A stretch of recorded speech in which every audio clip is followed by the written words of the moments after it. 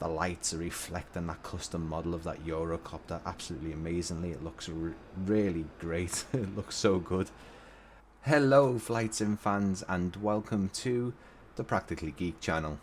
In this video I've landed here at Quimper Cornouaille Airport in France, and I'm going to be showing you a freeware scenery by the creator Headwind. This is on FlightSim.to, and it's fairly a new freeware scenery, so you can go ahead into the recents page and check this one out for yourself. Quimper Airport has one single asphalt runway measuring in at 2,150 meters. That's runway 10 and 28. That's equivalent to around 7,054 feet. And as with all my videos, I'm going to be showing you the default scenery first before heading into the Headwind scenery to see how much they've improved this airport. So the airport does have two runways. One of them is inactive, as you can see down below. Heading over to the main apron here with the control tower and terminal buildings, you can see the default scenery isn't too bad in this one. There's a terminal building which you can see below, and there is a control tower which is very rare in the default sceneries actually.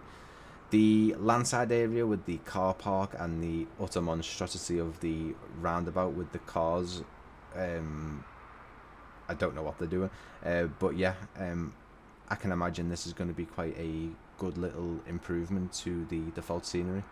And I must say the default state of this airport is probably one of the best I've seen, mostly due to the really good ground texture and the grass areas and trees next to the airport. The surrounding fields all look pretty good. The landside area, as I said before, the car park and the roundabout look pretty bad, but let's see how Headwind have improved this scenery, so let's jump in there now. Welcome back to Quimper Cornouaille Airport here in France. I've loaded into the Headwind design scenery. Let's have a look around and see what they've done to this airport. Well, straight away we can see some great level of detail with this lovely perimeter fence. The custom control tower coming into view there with some custom hangers, and the apron looks to be retextured. We've even got some custom helicopters, or rather a helicopter, but the retexturing of this particular apron to start off with is absolutely fantastic. There's also these white lovely fences going around this hangar, which again, the detail looks really great. You can also see another static custom aircraft that looks like a desert Vulcan possibly in the background there. That looks fantastic. Let's jump in and get in a better look at these buildings from a closer view. And I must say, the level of detail, the textures on these custom hangars and buildings here, even that Eurocopter there, it looks really well done. The rendering on the custom objects, the white fence looks, you can see every bar and strut there on that, looks absolutely fantastic. The apron textures again look amazing. You can see bits of liquid, there's moisture, you can see it reflecting from the light above in the sky. And that custom Vulcan over there on the apron looks fantastic. Another custom aircraft which are getting better and better inside this simulator. Again, the fencing and those bins there behind the fence just add to the realism. This custom terminal building, which I've seen a few photos of, looks absolutely true to life. It looks really great. The windows reflecting the PBR texturing being implemented there, and the ground clutter like the baggage carts and the elevators. The custom control tower looks absolutely fantastic, true to life as well. The green accents and the grey concrete work nearest to the bottom. Zooming up a bit higher here, you can see the detailing on the roofs with the different skylights and dirt accumulated on top there. The custom fuel depot here looks amazing. Again, the outer perimeter fence really adding to the realism there. You can see this bit of farmland here with the new custom farm buildings on the perimeter, not even part of the airport, has been added in, which again looks fantastic. And now the landside area looks really amazing. The cars don't look too great, but there's nothing the creator can do about that at this point. But the car park and the retexturing of everything here looks really stunning. They work with the custom street lights and each individual car park marking. Looks great. Jumping down for a closer look here, the glass here on the front of the landside terminal building looks amazing, reflecting all of the light. And overall it is quite, I mean, the default scenery wasn't bad, you know, it wasn't great, but it wasn't bad. Some of the, you know, it wasn't the worst I've seen, but the transformation to this freeware again is amazing. The work in some of these freeware sceneries that I'm taking a look at recently is just insane. The creators are going above and beyond. There's also a remote-ish kind of hangar here with a apron which backs onto the inactive runway, which would be used for taxiing purposes now, and you can see that's also being retextured with some new white crosses on there, and the whole tarmac has actually been redone as well. More little details with this antenna and electric box here, that looks fantastic. And overall the transformation from default into freeware, as I said before, is staggering. The work that's been done here by Headwind is fantastic. I really love this one, and this is a new scenery which is available over at FlightSim.to. So it's now time to look at this airport in the night time to check out the night lighting. So let's roll back our clocks to 1 AM and check it out now.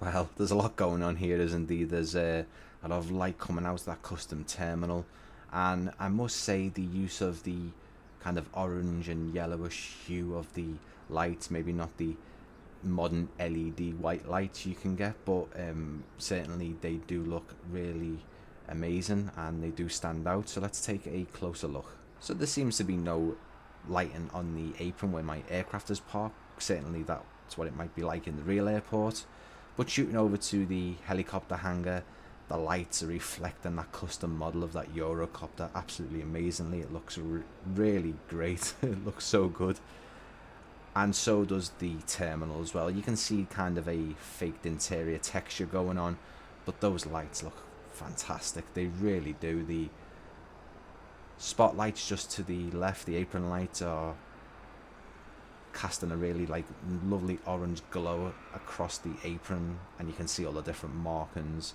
And also the big cargo hangar there with the custom signage, it's got a different kind of lights on there, some white floodlights and some orange ones. And the control tower, we'll just jump in a closer look and just see what that looks like in closer detail in just a second. Taking a better look at the control tower here, you can see it's lovely orange interior lights with the red warning lights on top of it as well. It looks fantastic. You can also see that Vulcan aircraft there being illuminated really well down the sides, and that's not a AI aircraft. It doesn't actually exist in the simulator yet, neither in payware, so this is a static scenery item, and it looks amazing. The landside area, again, 1,000 times better than the default version. You can see those floating UFO lights, but again, purely limitations of the SDK, and creators can't move or remove or move them as of yet, I don't think. Again, the landside terminal building with the lovely glass and this lovely wooden structure that joins to the floor from the edge of the roof looks really amazing. So this file was actually just shy of 1 gig. I think it was 927 megabytes once I unzipped it into the community folder. Just a bit of background of Headwind. This is the first scenery for Microsoft Flight Simulator 2020. More than 1,500 objects hand placed. It's absolutely fantastic. All the buildings were made in Blender. Mess and vegetation for the custom vegetation for more realistic atmosphere. And a special thanks to Jimmy from Blue Mesh, who shared his Eurocopter 145, which we've seen, and the Vulcan 8X, which is just in front of us now. So big shout out to Jimmy from Blue Mesh. So let's jump into a before and after montage. I have changed it up for this particular video. It's something I wanted to try out. using different effects. If you don't like it, please let me know, and if you would prefer me to go back to the older format of showing both images at the same time and just kind of a static montage. But I'm going to shoot with this one today. Tell me if you like it. I do like the effects used, and kind of showing you a more motion based before and after. So let's jump into that right now.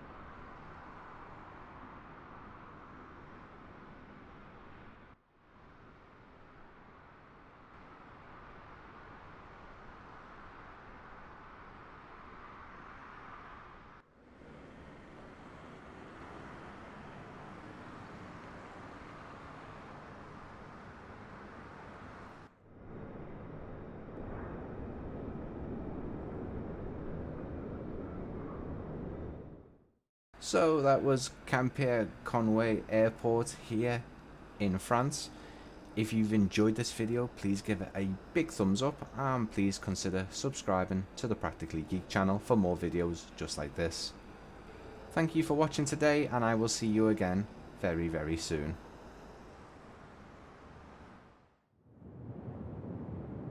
Hello, 212, you make a left turn there now. Hello, 212. Hello, 212, we're ready for approach now, and I request vectors via fuel company approach.